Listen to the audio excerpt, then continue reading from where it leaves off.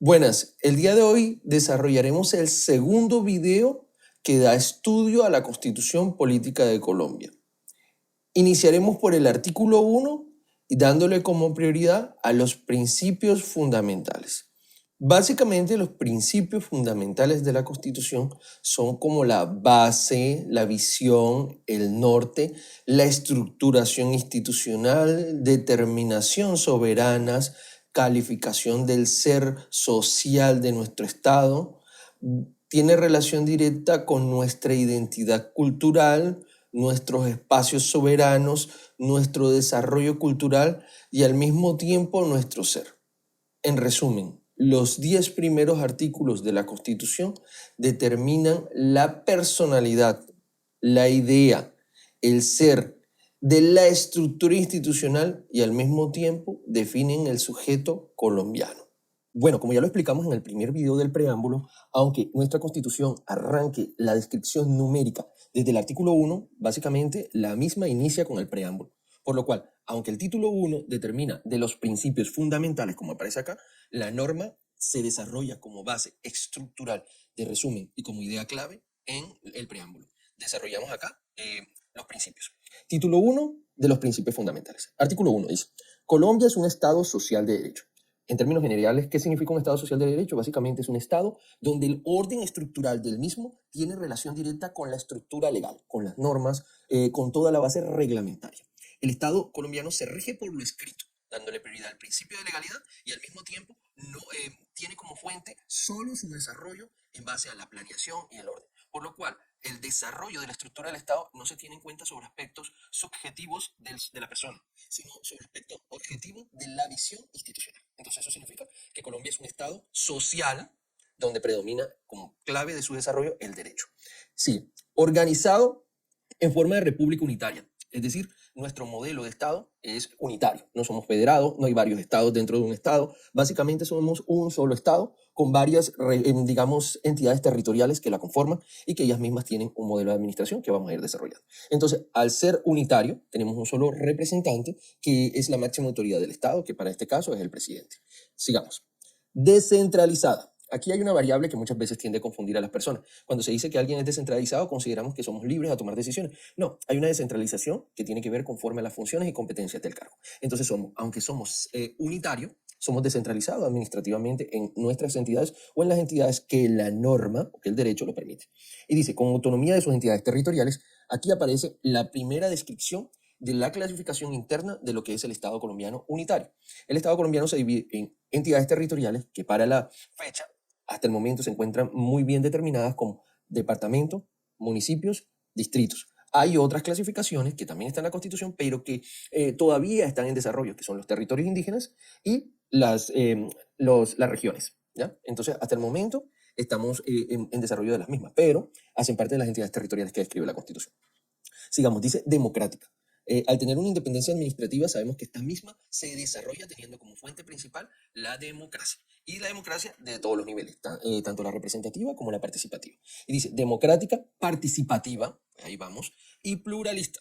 Pluralista significa que tenemos una diversidad de partidos que pueden tomar decisión, que pueden ser representados o representar y que al mismo tiempo pueden integrar las diferentes entidades territoriales. No somos un Estado unipartidista, somos un Estado pluripartidista. ¿Listo?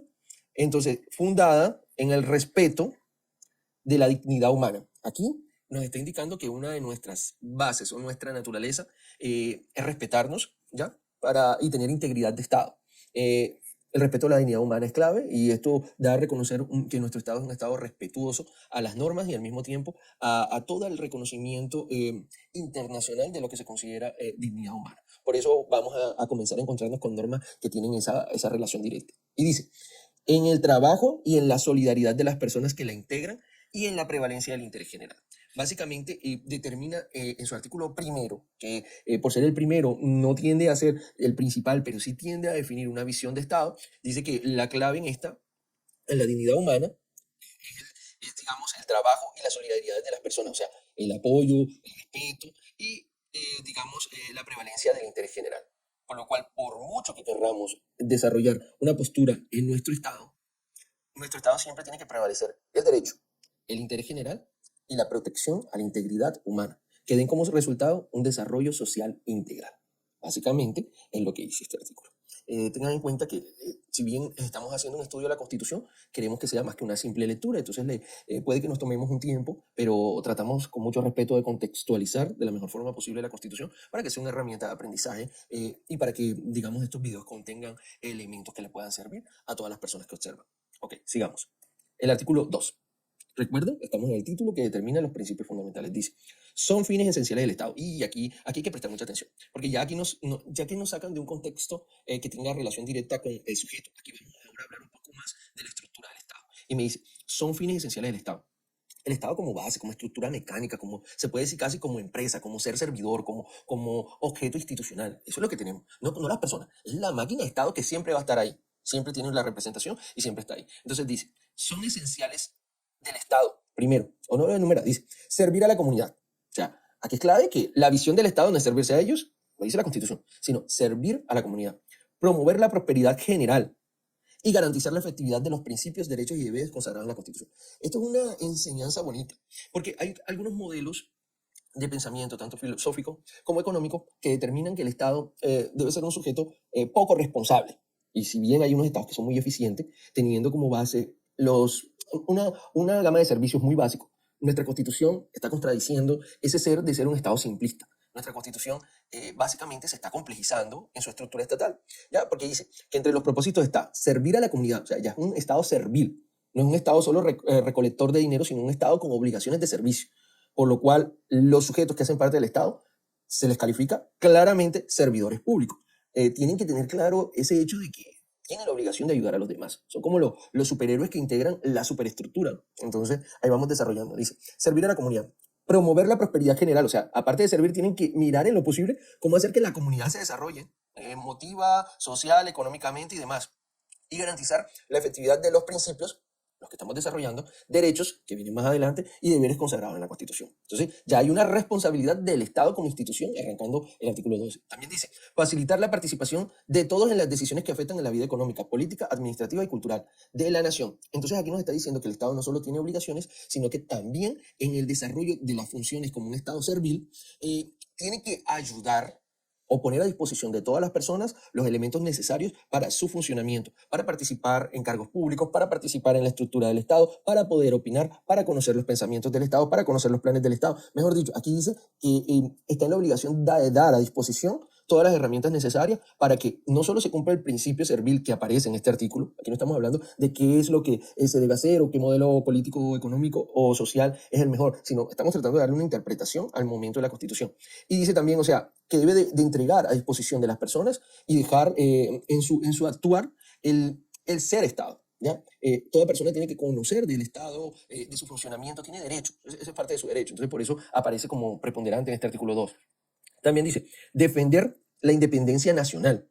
Eso tiene mucho que ver con la toma de decisiones como entidad o como entidades o como nación o como soberanía. ¿Sí me hago entender? Entonces, aquí hablamos de todo un poco. Una soberanía de ejecución, una soberanía de actuar, una soberanía como institución, una soberanía que representa una independencia en sus entidades que puedan tener esa independencia administrativa también. Entonces, también dice mantener la integridad territorial. Eso tiene que ver ya más un respeto soberano al territorio, sin importar que sea, digamos, dentro de diferentes entidades territoriales, se debe proyectar o programar el país como una sola estructura, pero dentro de esa misma estructura hay unas subestructuras que también tienen que protegerse su integridad territorial, ¿no?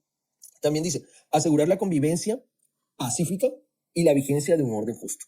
Entonces, no solo nos establece las responsabilidades, sino que el Estado tiene la obligación de generar paz, no solo en relación a aquellas personas que tengan diferencias políticas con la misma estructura estatal, sino entre personas que estén de acuerdo en la misma sociedad y que puedan producir incomodidad a los asociados colombianos, ¿ya?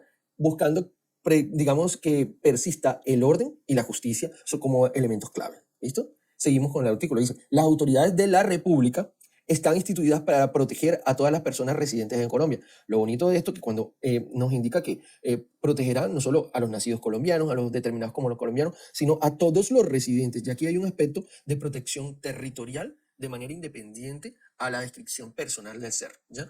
Y dice, ahí da una prioridad. ¿En qué se debe proteger? En su vida, honra, bienes, imagínense, creencias, O sea, aquí hay un respeto por las diferencias y demás derechos y libertades. Vuelve y entra a ser parte de las diferencias. Y para asegurar el cumplimiento de los deberes sociales del Estado y de los particulares. Bueno, con esto vemos una descripción general de las responsabilidades de la estructura estatal para con sus ciudadanos. Bueno, seguimos y pasamos al próximo artículo. Artículo 3. La soberanía reside exclusivamente en el pueblo. Bueno, aquí vamos a hacer un pause y me disculpan si no leo todo un trancazo porque creo que tenemos que tomarnos el tiempo. Cuando decimos la soberanía reside exclusivamente en el pueblo y colocamos esa foto tan bonita donde colocamos a un grupo de colombianos sintiéndose, pues la imagen lo aprecia como orgullosos, ese tipo de soberanía es una soberanía popular que se crece o desarrolla con relación al pensamiento común, ¿ya? Al respeto. Y es clave para ese tipo de soberanía que la democracia existe. Entonces, básicamente, aquí entra a regir el propósito, primero, estatal, social y personal como entidad que se desea proteger. Y dice, la soberanía reside exclusivamente en el pueblo, del cual emana el poder público. Reconoce al pueblo como el responsable y, digamos, el sujeto encargado de tomar las decisiones para el mejor manejo de lo público. Y dice, perdón, el pueblo la ejerce en forma directa o por medio de sus representantes. ¿Qué nos está diciendo aquí? Que la soberanía de la cual estamos hablando es la soberanía para elegir y ser elegidos, la soberanía de toma de decisiones. Y básicamente tiene que ver con, digamos, con la representación, una soberanía representativa en las personas que son el constituyente primario, que son el sujeto primario de toma de decisiones. Dado que en este país las decisiones se toman, o sea, las decisiones públicas se toman teniendo como fuente una decisión para escoger a una representación. Entonces aquí dice, el pueblo la ejerce de forma directa. Cuando elegimos, votamos, o cuando hay un referendo, una consulta popular, un cabildo abierto, un plebiscito, la determina de forma directa, o por medio de sus representantes. Es decir, cuando escogemos a unos senadores, unos diputados, unos concejales, un alcalde, un gobernador, presidente, etcétera, esas personas llegan a ser la voz nuestra. Y es lo que dice este artículo, que describe la soberanía popular. Dice, en los términos que la Constitución establece. Entonces, básicamente, este artículo que tiene relación con la soberanía es con una soberanía popular para la toma de decisiones públicas de manera directa cuando se vota o se toma alguna elección de tipo político, de tipo popular, y también cuando se elige y esa persona desarrolla su plan de gobierno, programa de gobierno y al mismo tiempo su postura política que termina siendo una representación de nuestro ser. ¿Ok? Este artículo es muy bonito porque describe, digamos, a buena forma la soberanía popular. Hay algo que tenemos que tener claro.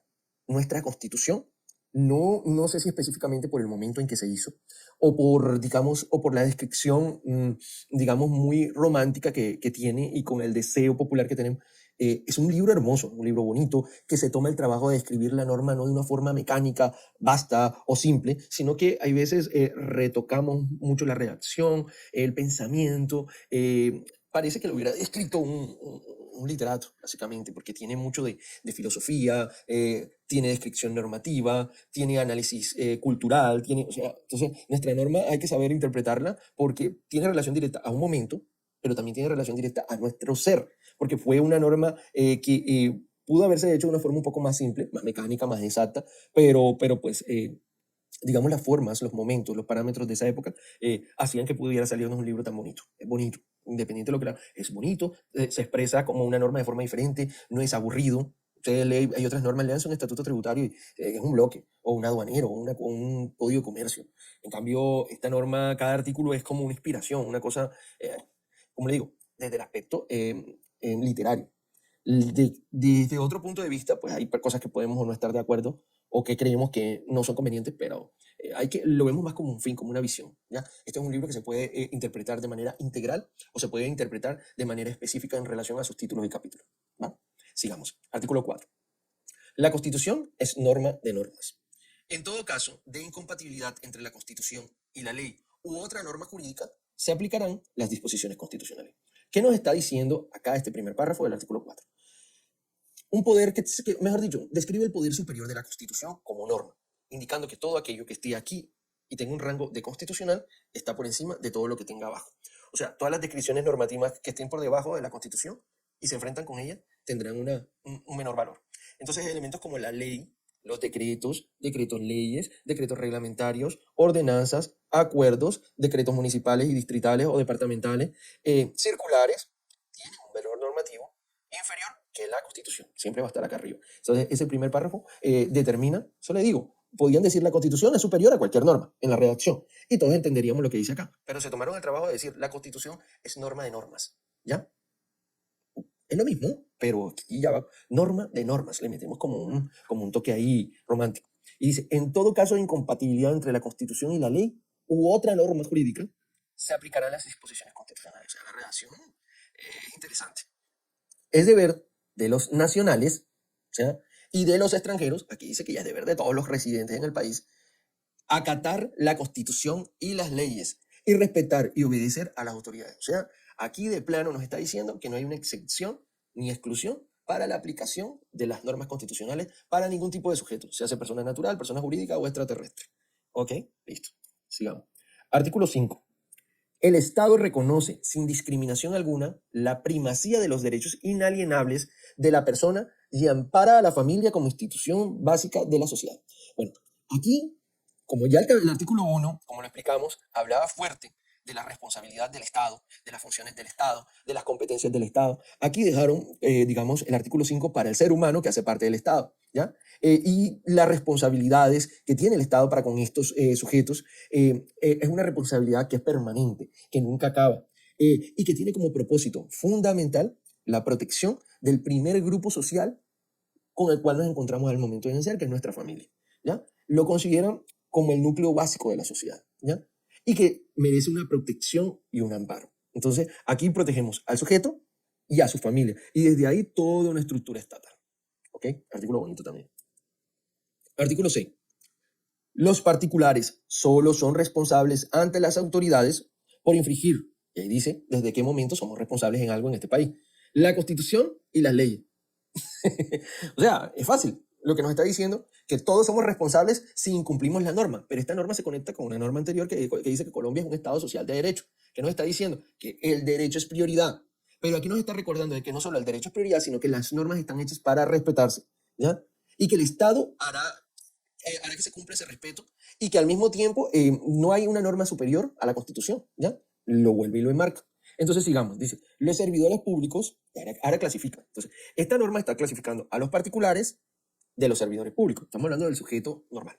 Entonces, dice que una persona normal es responsable por cumplir la Constitución y la ley, y el Estado por hacérsela cumplir a ellos.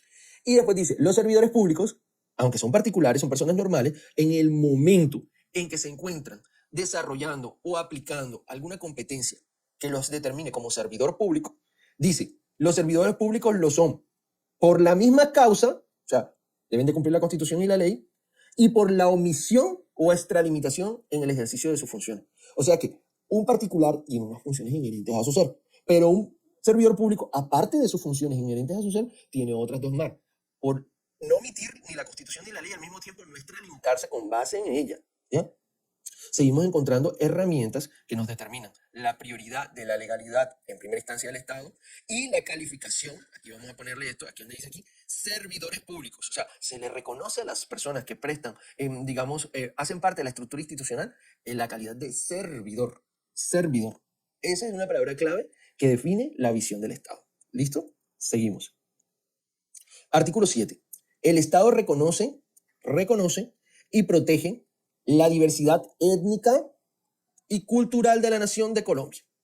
Este artículo, pues en otras sociedades donde básicamente son un solo modelo de estructura cultural y de pensamiento social y religioso, pues esta norma como que no es aplicable. Pero aquí a la norma anterior va a estar, porque dice los particulares y los servidores públicos, fue la división natural que hicieron. Pero en esta hay una protección a la diversidad étnica, cultural y digamos también que se desarrolla social de la nación. Entonces, aquí se busca proteger a estas comunidades, dado que históricamente se pudieron no haber tenido mucho en cuenta y que la Constitución consideró como clave que tenía que estar, digamos, soportada como principio del Estado y como naturaleza de nuestro ser. Por eso, tanto en el Congreso vemos que hay unas representaciones específicas para este tipo de comunidades, como en otras instituciones del Estado vemos sujetos que representan pues, la cultura, nuestro modelo de pensamiento, nuestra etnia y nuestra diversidad, que la misma Constitución busca que perdure. Ok. El siguiente artículo, 8. Es obligación del Estado, y dice, y de las personas, proteger las riquezas culturales y naturales de la nación.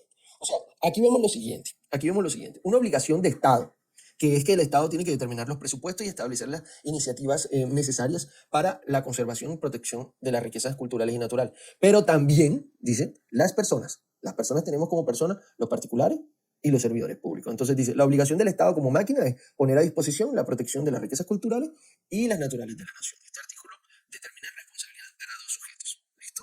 Muy bien, sigamos. Artículo 9. Las relaciones del Estado. Bueno, aquí comenzamos a hablar de soberanía, ¿ya? Y de independencia. Dice, las relaciones exteriores del Estado se fundamentan en la soberanía nacional. O sea, es clave la determinación territorial y, digamos, el posicionamiento físico de ese territorio, más el reconocimiento normativo.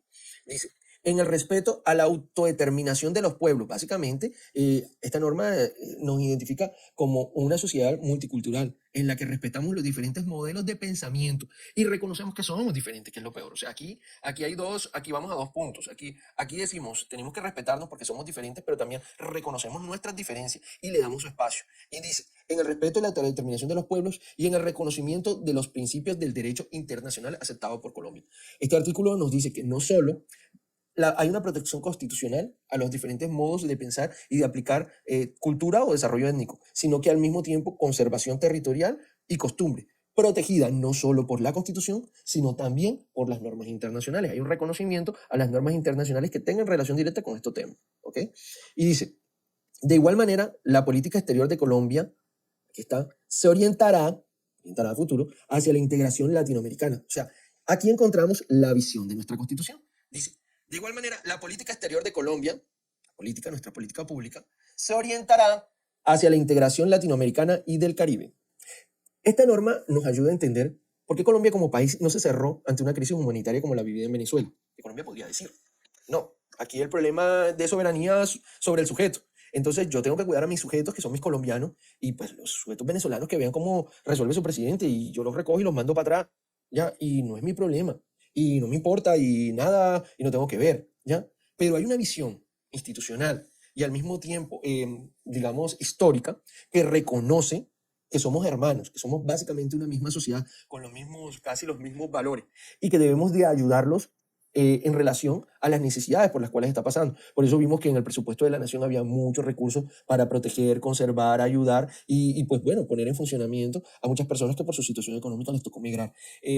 Lo que les digo, con esto no es que esté o no esté de acuerdo. Siempre que le damos una norma, si queremos dar una interpretación lo más objetiva posible, tenemos que apartarnos de nuestro ser y tenemos que encontrar el propósito del legislador, o en este caso, del constituyente. Estoy tratando de meternos en el constituyente y para poder entender el constituyente tenemos que ver cómo fue integrado ese constituyente, qué personas, de qué regiones, cuánta diversidad étnica y cultural había, cuántos modelos económicos habían juntos, cuántos filósofos habían en sus modelos de pensamiento, cuánta clase política quería pues exigir cómo debía hacerse el Estado. Y pues bueno, para la muestra, un muy buen botón porque aquí nos damos cuenta que el propósito, por lo menos, de la Constitución del 91 es volver a integrarnos como una sola sociedad en Latinoamérica y tratar de hacer como un gran estado lleno de otros estados latinos o latinoamericanos o suramericanos que tengan como propósito la protección y el desarrollo de nuestra región.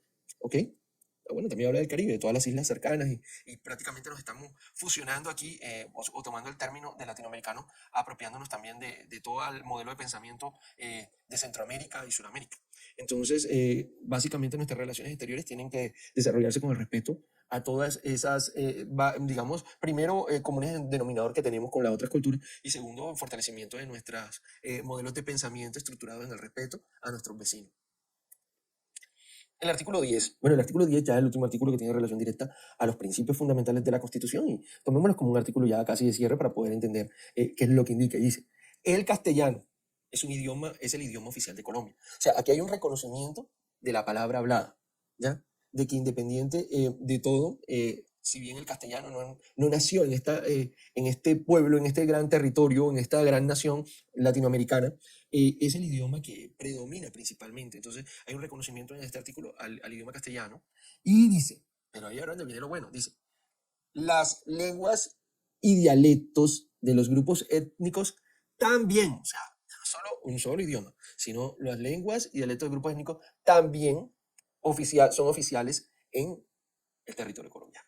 La enseñanza que se imparta en las comunidades con tradición lingüísticas propias será bilingüe. O sea, tanto el castellano como el dialecto autóctono. como un mecanismo, primero, de desarrollo social, debido a que estas comunidades tienen que interactuar con otras comunidades que terminan siendo, en algunos casos, mayoría, pero que al mismo tiempo se permite o se ordena que mantengan su cultura, con lo cual pueden desarrollar también su dialecto, su idioma, sus costumbres dentro del mismo espacio, y habla de un reconocimiento de un bilingüismo para estas dos, o sea, o para estas formas de interpretar lo correspondiente a la variedad de la exposición oral. Entonces, bueno, con esto llegamos al artículo final, que tiene relación directa con los principios. Espero que haya sido de mucha claridad.